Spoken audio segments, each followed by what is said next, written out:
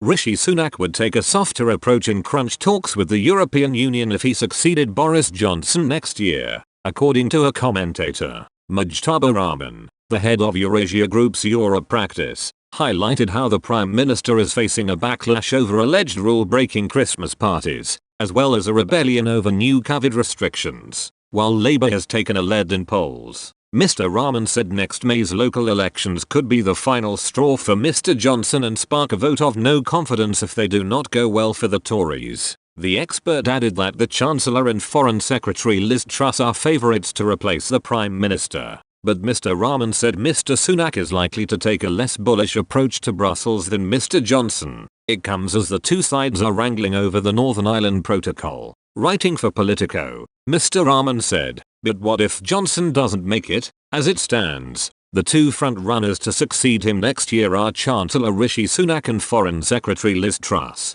who are both already on discreet maneuvers given Johnson's troubles. Although Sunak probably wouldn't want to risk alienating Tory members by advertising it in advance, as Prime Minister, he would likely adopt a more pragmatic approach to EU relations than Johnson or Truss. His approach would be driven by economic realities rather than ideology, and he would be more likely than Truss to actually move on from Brexit and eventually reset relations with the EU. Truss, however, would likely stick to Johnson's hardball approach. Her first major speech as Foreign Secretary last week included only a passing reference to the EU. Mr. Rahman's comments come as talks are continuing between Britain and the EU over the Brexit arrangements for Northern Ireland. The protocol was agreed as part of the withdrawal agreement in order to avoid a hard border in Ireland after the UK left the EU. Both sides are trying to reach an agreement that would reduce customs paperwork and the number of checks required on goods moving from Great Britain to Northern Ireland, with the EU making a number of concessions to ease trade frictions.